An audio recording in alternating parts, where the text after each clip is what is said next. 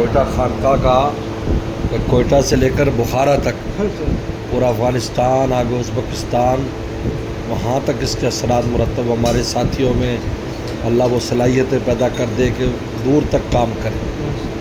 لہٰذا بہت بڑا درخواست لمبی چوڑی جمع کرائی ہے. اب کوئٹہ والوں کو چاہیے کہ وہ تیار ہو جائیں. ان کو حکومت ملنے والی ہے روانی اتنی لمبی چوڑی سارا افغانستان آگے بخارا سمرقند تک. لہٰذا خوب محنت اور رجوع اللہ رکھے. اور اہل کراچی کے تو بھی انٹرنیشنل کام ہو, کراچی سے پوری دنیا میں کام ہو.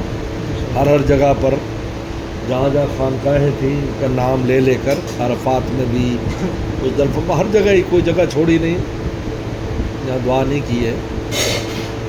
قیامت تک آنے والے متعلقین کے لیے دعائیں کی ہیں, متعلقات کے لیے دعائیں کی ہیں. ہم تو آئے گداگر مانگنے کے لیے آئے, اور حج کا سفر ہے ہی گداگری.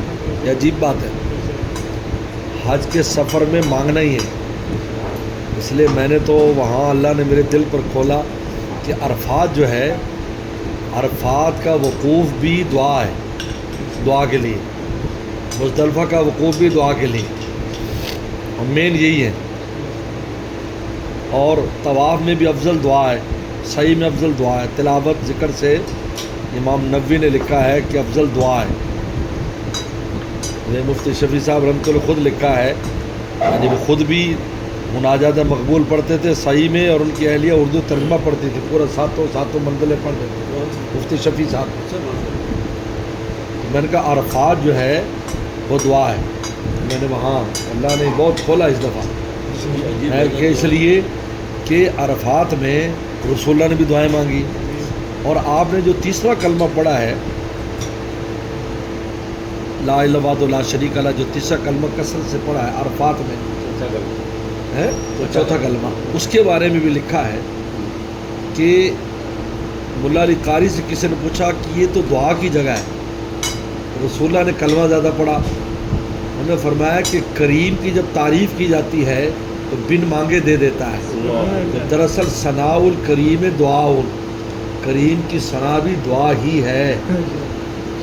تو اس سے معلوم یہ ہوا کہ حج کے جو مین جگہ ہیں ان میں دعا ہے.